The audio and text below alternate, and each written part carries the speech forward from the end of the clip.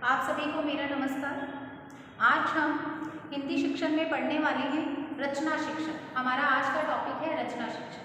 हम गद्य शिक्षण, पद्य शिक्षण, नाटक शिक्षण और कहानी शिक्षण पढ़ चुके हैं अपनी पिछली कक्षाओं में। अभी हमने दो प्रकार का शिक्षण पढ़ना है, बाकी है हमारा दो प्रकार का शिक्षण। एक है रचना शिक्षण जिसे आज हम स्टार्ट करने जा रहे हैं और दूसरा है व्याकरण शिक्षण। तो सबसे पहले मैं आपसे बात करूंगी कि रचना किसे कहते हैं। अगर सिंपल शब्दों में हम इस शब्द की बात करें तो इसमें क्या है, रचना का अर्थ होता है किसी चीज को बनाना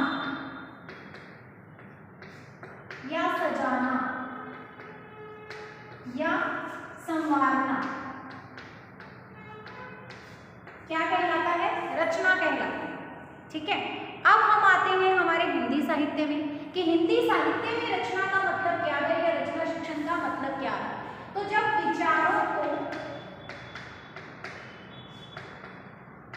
व्यवस्थित कर शब्द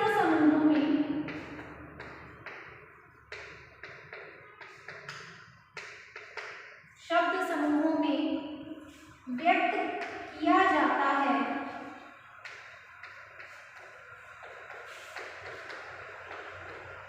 तो उसे रचना कहते हैं।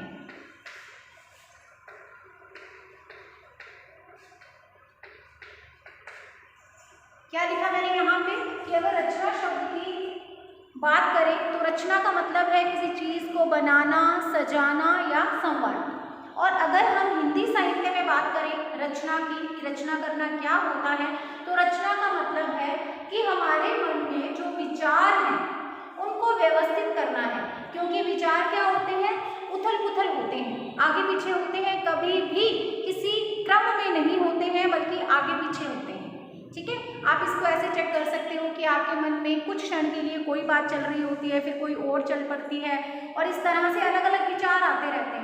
ऐसा नहीं है कि हम जिस टॉपिक पे अभी सोच रहे हैं थोड़ी देर बाद तक हमारा दिमाग वहीं तक स्थिर रहेगा, नहीं, ऐसा नहीं है।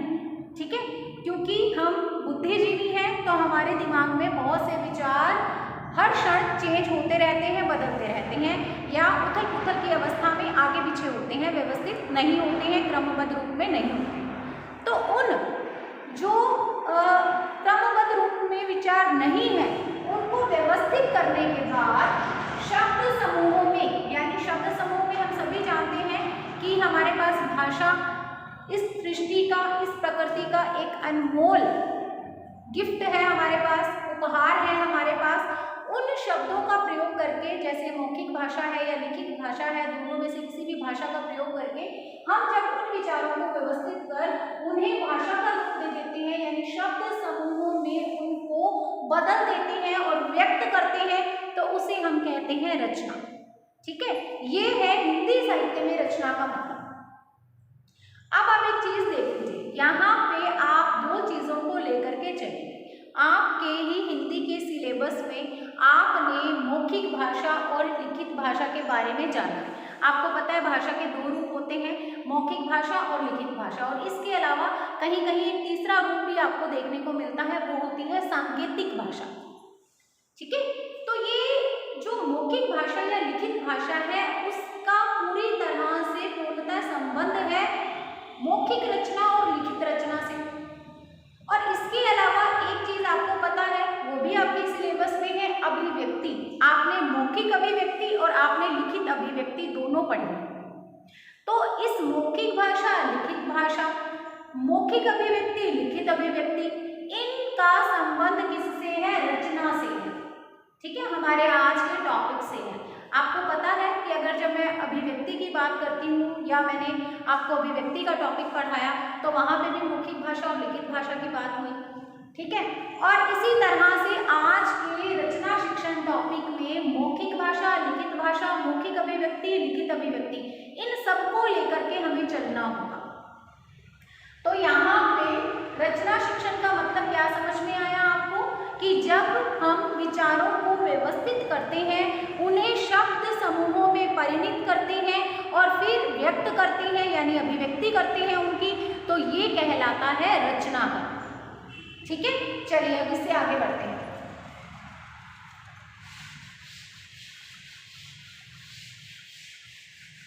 अब ये जो रचना है ये दो प्रकार की होती है। रचना के दो प्रकार कह सकते हो या दो रूप भी कह सकते हो। कौन कौन से?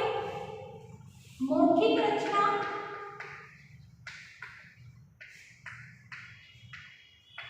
और लिखित रचना।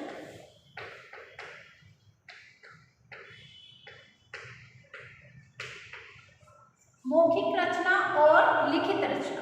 अब आप एक चीज और देख लीजिए, यहाँ पे जैसे कि मैंने आपको बताया कि मौखिक रचना और लिखित रचना, यानी रचना की मैं बात करूंगी तो आपने भाषा को भी लेके आना है, भाषा के दोनों रूपों को दिमाग में लेकर के चलना है, और इसी के साथ ही अभिव्यक्ति के जो दो रूप हैं उनको भी साथ में आपको लेकर के चलना होगा।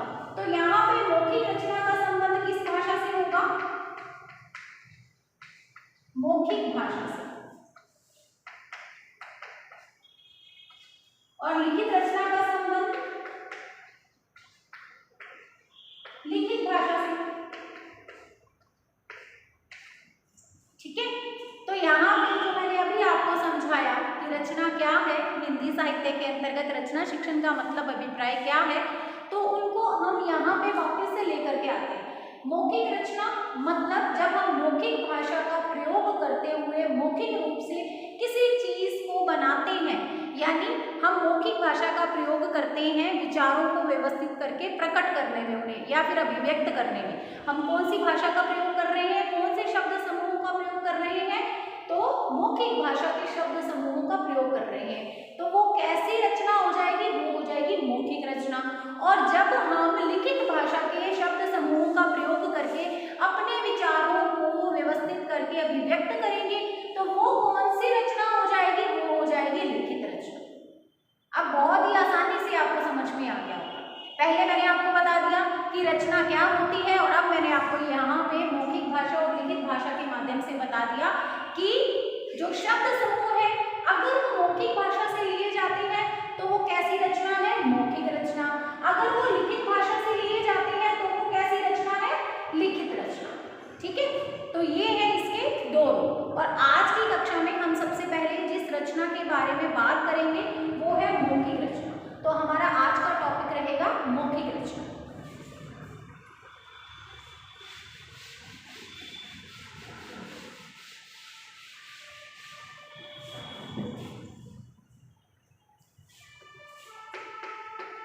मौखिक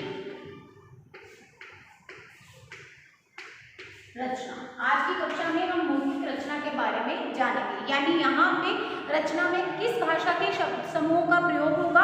तो मौखिक भाषा के शब्द समूहों का प्रयोग होगा। तो सबसे पहली बात जो हम यहाँ पे इसकी हम ये कह सकते हैं विशेषताओं के अंतर्गत जानेंगे, या हम ये कह सकते हैं कि हमें ये पता होना चाहिए कि इसके गुण क्या है, लाभ क्या है। अब आप ये देखिए कि मौखिक रचना का जो सबसे पहला गुण, विशेषता या लाभ है वो है बोलने की झिझक में कमी। झिझक में कमी।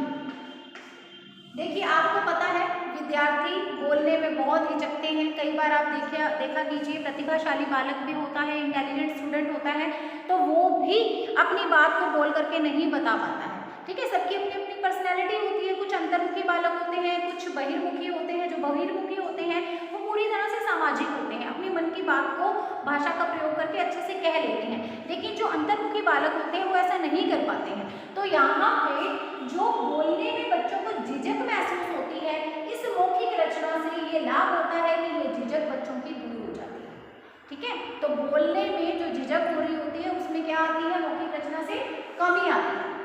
दूसरी विशेषता या दूसरा गुण जो इसका सामने आता है, या दूसरा लाभ, आप इसको कुछ भी कह सकते हो, विशेषता कह सकते हो, गुण कह सकते हो, लाभ कह सकते हो, कुछ भी कह सकते हो। ठीक है, तो इस तरह से जो दूसरी बात है वो है शुद्ध उच्चारण। शुद्ध उच्चारण का अभ्यास।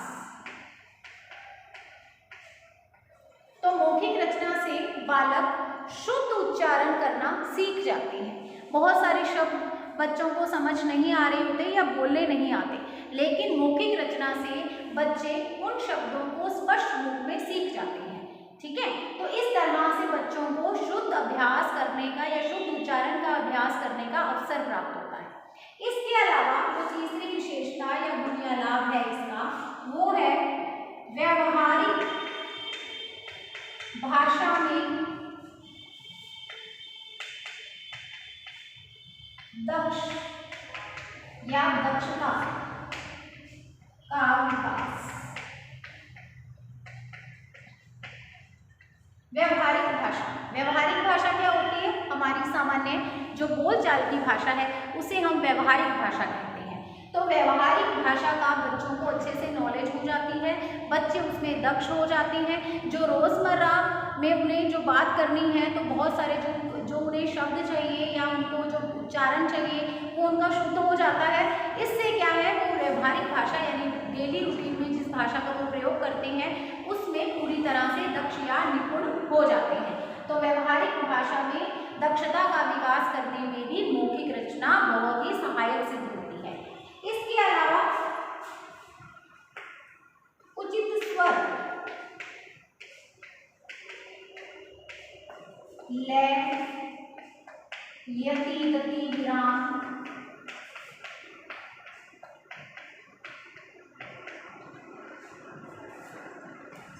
आदि का ज्ञान। ठीक है, उचित स्वर, लय, यति, गति आदि का ज्ञान। आप ये देखिए, जब हम बोलते हैं यानी मौखिक भाषा का प्रयोग करते हैं, जब हम बोलते हैं तो क्या हमें एक उचित स्वर की आवश्यकता नहीं पड़ती? आप देखिए कि आप अपने स्वर को कैसे निर्धारित करते हैं कि आपने लंबे स्वर में, ऊंचे स्वर में बोलना है या फिर आपने अपने स्वर को, अपने टोन को कम रखना है। कोई व्यक्ति आपके बिल्कुल पास में खड़ा है, तब आप कैसे बोलेंगे? धीरे बोलेंगे। और अगर आप टीचर हैं और आप पूरी क्लास को पढ़ा रहे हैं तो उस टाइम पे आप क्या करेंगे? आपका जो स्वर होगा वो ऊंचा होगा ना। तो इस तरह से मौखिक रचना से बच्चे को इस बात का अभ्यास हो जाता है, प्रैक्टिस हो जाती है कि उसने अपने स्वर को कैसे रखना है, आप ये कह सकते हैं कि उसने किस लेवल तक अपनी जो वॉल्यूम है, जो उसका स्वर है, उसको रखना है। इसके साथ ही लय, यति, गति, विराम ये क्या होते हैं? लय का मतलब हमारे बोलने की एक टोन होती है। ठीक है, जैसे मैंने बोला ना, टोन होती है। तो इस तरह से हमारे प्रत्येक व्यक्ति की अपनी अपनी एक टोन होती है बोलने की। तो इस तरह से एक लय भी होती है हमारे बोलने में। इसके अलावा यति, गति, विराम मतलब उचित गति। कई लोग देखा करो, आप बहुत जल्दी जल्दी बोलते हैं कि समझ में ही नहीं आता सामने वाले को। तो हमारी गति यानी कि हमारी स्पीड कैसी होनी चाहिए? बोलने की एकदम उचित होनी चाहिए। और एज अ टीचर, आप लोग भी टीचर हो तो आप लोगों की भी एकदम स्पीड बोलने की एकदम ओके होनी चाहिए, बिल्कुल सही उचित होनी चाहिए। इसके साथ ही विराम। विराम का मतलब है जैसे अभी एक क्षण पहले मैंने विराम दिया। कुछ भी बोलते हैं, जो सेंटेंस खत्म हो जाता है तो हम कुछ सेकंड के लिए जो रुकते हैं ना, उसकी भी अपनी एक इम्पॉर्टेंस है कि वो बात, वो लाइन, वो वाक्य खत्म हो चुका है और अब नेक्स्ट लाइन, नेक्स्ट वाक्य, अगला वाक्य शुरू हो चुका है। तो जो ये विराम है ना, ये बहुत इम्पॉर्टेंट रोल प्ले करता है हमारी भाषा में, मौखिक भाषा में। तो इस तरह से ये मौखिक भाषा के जो ये ज़रूरी चीज़ें हैं इनको, ठीक है, ये इन सब चीज़ों का ध्यान रखना पड़ता है अगर हमने अपनी मौखिक भाषा को प्रभावी बनाना है, प्रभावी रूप से सामने वाले तक अपनी बात समझानी है उसको या बतानी है। तो इन सब का हमें प्रयोग करना चाहिए। हमारा स्वर बिल्कुल उचित होना चाहिए, हमारी लय सही होनी चाहिए, बोलने की यति, गति, विराम उसमें होना चाहिए। तो बालक को मौखिक रचना से, क्योंकि मौखिक रचना में बालक किस भाषा का प्रयोग कर रहा है? मौखिक भाषा का, ये हमने जान लिया है। तो अब बालक क्या करेगा? बालक इन सब में भी दक्ष हो जाएगा, इन सबको भी सीख जाएगा। अब हमारा अगला बिंदु है प्रकृति प्रदत्त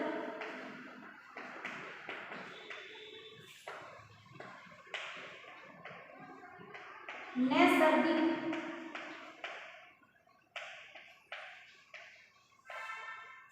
क्षमता। अब ये जो मौखिक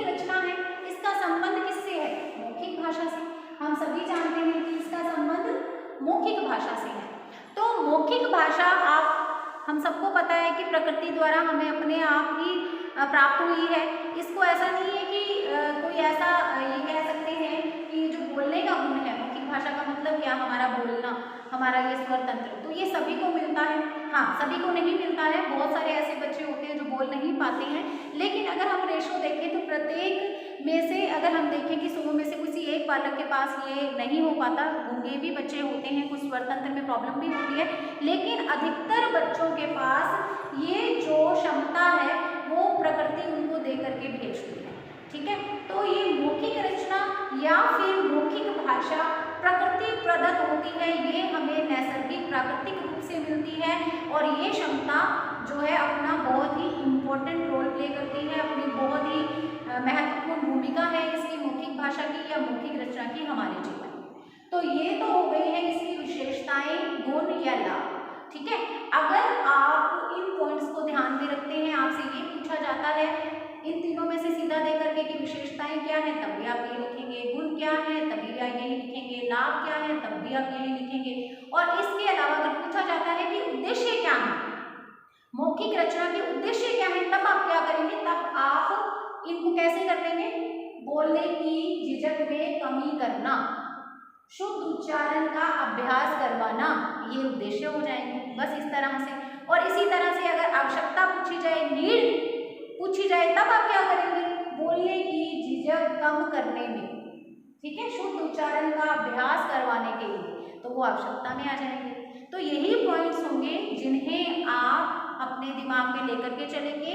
परीक्षा में जैसा भी प्रश्न आएगा तब आप इन वर्ड्स को या इन सेंटेंसेस को वैसे उसके आंसर के अकॉर्डिंग सेट करेंगे।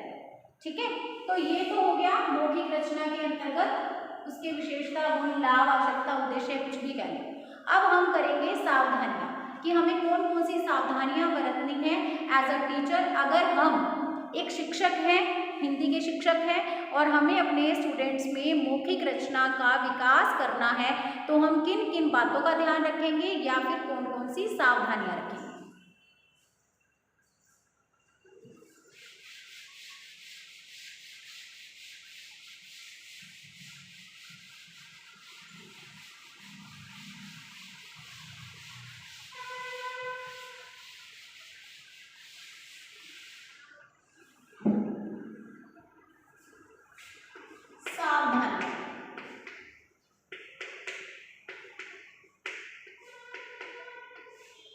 तो सबसे पहली बात, स्वाभाविक विकास।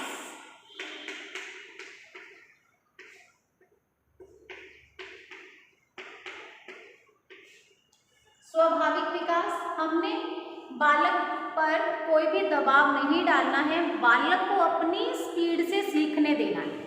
ठीक है, मौखिक रचना या मौखिक भाषा का विकास आप अपने आप से नहीं करोगे, आप इसमें कोई भी हेल्प नहीं करेंगे, या हम ये कह सकते हैं कि हम कोई भी प्रेशर या दबाव नहीं बनाएंगे बच्चे पर। हमें बच्चे को पूरी तरह से स्वतंत्रता देनी होगी, उसे अपने आप से अधिगम करने देना होगा, सीखने देना होगा। ये जरूरी है कि मौखिक भाषा का या मौखिक रचना का क्या हो। यहाँ पे मौखिक रचना टॉपिक भी मैंने गलती से यहाँ से साफ कर दिया था। तो यहाँ पे देखिए, स्वाभाविक विकास मतलब अपने आप विकास होना। तो आप सभी को पता है, जैसे एक छोटा सा बच्चा होता है, वो घर में भाषा सीखता है तो अपने आप ही सीखता है ना, कोई ऐसा तो नहीं है कि उसको सिखाया जाता है, नहीं, वो कुछ महीने तक घर के परिवार के सदस्यों के द्वारा शब्दों को सुनता रहता है, वाक्यों को सुनता रहता है, और धीरे धीरे वो जब 8-10 महीने का, वो सबका अलग अलग होता है, साइकोलॉजी आपने पढ़ी हुई है, कोई बच्चे 7वें महीने में कुछ शब्द बोलने लग जाते हैं, तो कोई 1 साल 1.5 साल होने पर भी एक भी वर्ड नहीं बोलते, वो तो सबका अपना अपना विकास है। लेकिन फिर भी बच्चे कैसे सीखते हैं, अपनी गति से सीखते हैं ना, खुद से सीखते हैं, आप उनको सिखा नहीं सकते हो। तो यहाँ पे कक्षा में भी मौखिक रचना या मौखिक भाषा के विकास में आपने इस स्वाभाविकता के गुण का ध्यान रखना है। प्रेशर कोई नहीं होना चाहिए, दबाव कोई नहीं होना चाहिए, बच्चे अपनी गति से अपने आप सीखेंगे। फिर दूसरी सावधानी जिसका आपने ध्यान रखना है वो है शुद्ध उच्चारण का आदर्श प्रस्तुत करना।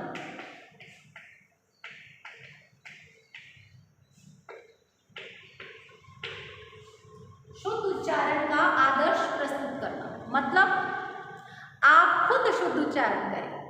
अगर आप किसी शब्द को गलत उच्चरित करते हैं तो आपके स्टूडेंट्स आपको अपना आइडियल मानते हैं और आपके स्टूडेंट भी वैसा ही सीखेंगे, फिर गलत उच्चारण ही सीखेंगे। तो इसके लिए ज़रूरी है कि हम एज अ टीचर क्या करें, एक शिक्षक के रूप में क्या करें, बच्चों के सामने एक आदर्श प्रस्तुत करें, शुद्ध उच्चारण करें।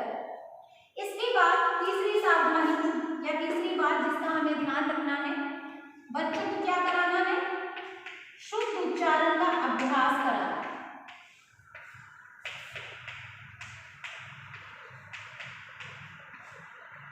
शुद्ध उच्चारण का अभ्यास। अब ये शुद्ध उच्चारण का अभ्यास कई बार देखिए स्टूडेंट्स, टीचर्स कई ऐसे स्ट्रिक्ट होते हैं या फिर ऐसे सख्त उनका स्वभाव होता है कि वो कक्षा में बच्चों को बोलने ही नहीं देते।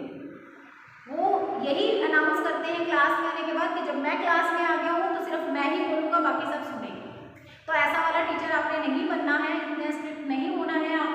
आपने बच्चों को बोलने का मौका देना है। बच्चे बोलेंगे तभी तो पता चलेगा कि वो किन किन शब्दों का गलत उच्चारण करते हैं, तो फिर पता ही नहीं चलेगा, और पता नहीं चलेगा तो इसका मतलब क्या है कि हम सुधार नहीं कर पाएंगे। ठीक है, तो उन्हें बोलने का या उच्चारण करने का मौका देना है। इसके अलावा नेक्स्ट बिंदु है अशुद्धियों के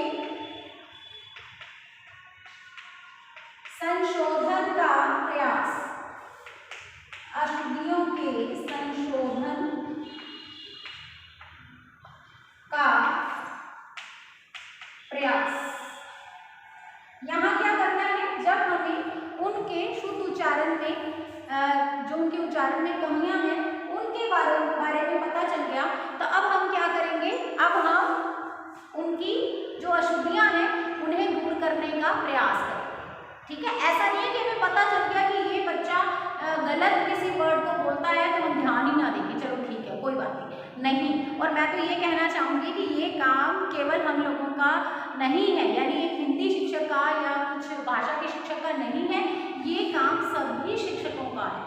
सभी टीचर्स को उच्चारण की ओर ध्यान देना चाहिए, चाहे वो लैंग्वेज पढ़ाते हैं या नहीं पढ़ाते। हिंदी, इंग्लिश या किसी भाषा के शिक्षक का ये काम नहीं है, ये सभी शिक्षकों का काम है कि वो बच्चे के शुद्ध उच्चारण की ओर ध्यान दें। ठीक है, तो अशुद्धियों के संशोधन का प्रयास किया जाना चाहिए। ठीक है, इसके अलावा है अभ्यास कराना है विभिन्न विधियों के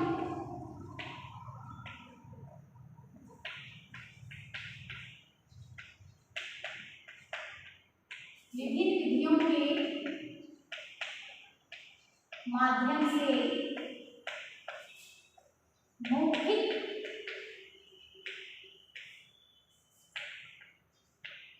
रचना का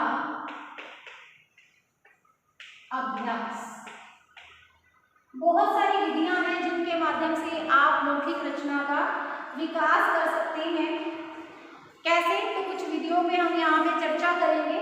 ठीक है, एक एक करके मैं यहाँ पे लिखती हूँ कौन कौन सी विधियों के माध्यम से आप बच्चे में मौखिक रचना का विकास कर सकते हैं। वार्तालाप। वार्तालाप क्या होता है, बातचीत करना। ठीक है, वार्तालाप क्या है, बातचीत करना। तो आप बच्चों को बोलने का मौका दें, बच्चे को अपने विचार प्रकट करने को कहें, तो इसे कहते हैं वार्तालाप। वार्तालाप का मतलब बातचीत है। तो आप कक्षा में केवल ऐसा नहीं है कि माहौल ऐसा बनाए कि बस आप पढ़ा रहे हैं, नहीं, आप बच्चों से बात करें। ठीक है, उनको बात करने का मौका दें, अपने विचारों को अभिव्यक्त करने का मौका दें। तो वार्तालाप एक विधि हो सकती है, एक साधन हो सकता है। विधि भी नहीं, इसमें साधन भी आप कह सकते हो। विधि का मतलब साधन है, किस साधन के द्वारा हम बच्चे में मौखिक रचना का विकास कर सकते हैं। तो इसका मतलब वार्तालाप एक हो गया। दूसरा है कहानी। ठीक है, कहानी के माध्यम से, भाषण के माध्यम से, कविता पाठ, कविता पाठ। अभी और भी है, इनके बारे में बता दूं मैं। कहानी शिक्षक में बात कर चुके हैं वैसे इसके बारे में। तो आप कहानी सुना सकते हैं बच्चे को और फिर उसके बाद उस कहानी से संबंधित बच्चे से प्रश्न भी पूछ सकते हैं, या इसके अलावा आप बच्चे को अगले दिन वही कहानी सुनाने के लिए कह सकते हैं, या इसके भी अलावा आप एक दिन कहानी सुनाते हैं तो आप बच्चे को ये कहते हैं कि जिस तरह से मैंने कल आपको कहानी सुनाई थी, आज आप क्या करिए, आप कोई कहानी सुनाइए। ठीक है, थीम दे सकते हैं आप उसको कि जो आपकी कहानी में मैसेज था उसी से मिलती जुलती कोई कहानी बच्चे को रच करके आनी है और सुनानी। ठीक है, तो कहानी का भी प्रयोग कर सकते हैं। भाषण में क्या किया जाता है, किसी टॉपिक के ऊपर हमें अपने तरीके से बोलना होता है, मैटर कलेक्ट करिए और उसके बाद आप उस पर बोलिए। तो भाषण भी आप कक्षा के बच्चों के लिए प्रयोग में ले सकते हैं। कविता पाठ, हम उसे कविता सुनाने के लिए भी कह सकते हैं। इसके अलावा वाद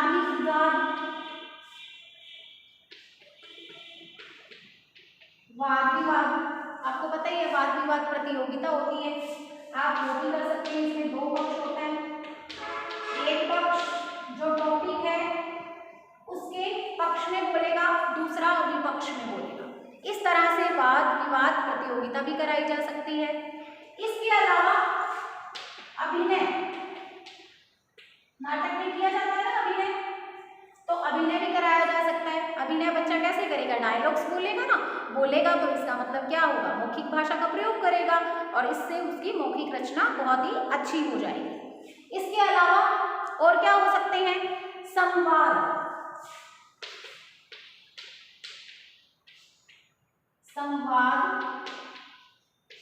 वर्णन। ठीक है, संवाद वर्णन वही बात है, अभिनय में भी बच्चा क्या बोलेगा, संवाद बोलेगा। और एक चीज और जो ज्यादातर विद्यालयों में कराई जाती है, बाल सभा में फिर ये सब कुछ ही आ जाता है। बच्चा कविता भी सुना सकता है और इसके अलावा बच्चा कुछ अपना बताना चाहे, किसी टॉपिक पर भाषण देना चाहे तो भाषण भी दे सकता है। तो ये सारी चीजें उसमें बाल सभा में सब कुछ आ जाएगा। ठीक है, तो इस तरह से ये कुछ विधियां, या विधियां नहीं क्या कहूँगी मैं इन्हें, कहीं विधियों से मतलब ये मत लगा लेना, क्योंकि 4th यूनिट में हमें विधियां भी पढ़नी है। अभी हम 3rd यूनिट में हैं, आप सभी को पता है, इसमें हमें कई प्रकार का शिक्षण पढ़ना है। 4th यूनिट में बहुत सारी विधियां आएंगी, प्रायोजना विधि आएगी, पर्यवेक्षित अध्ययन विधि आएगी, और भी विधियां आएंगी। शैक्षिक भ्रमण है, सामुदायिक संसाधन है, कंप्यूटर है, दूरदर्शन है, चलचित्र है, तो बहुत सारी वहाँ पे विधियां आएंगी। तो यहाँ पे विधियां अगर आप उनको नहीं माने, साधन माने तो ज्यादा बेस्ट है। ठीक है, और मैं यहाँ पे लिख भी देती हूँ, साधन या साधनों। ठीक है, तो ये साधन है, वार्तालाप, कहानी, भाषण, कविता पाठ, वाद विवाद प्रतियोगिता, अभिनय, संवाद वर्णन और बाल सभा। ठीक है, तो आज की कक्षा में हमने पढ़ी, हमारा जो टॉपिक था वो था मौखिक रचना, और अगली कक्षा में हम पढ़ेंगे लिखित रचना। ओके, जय हिंद।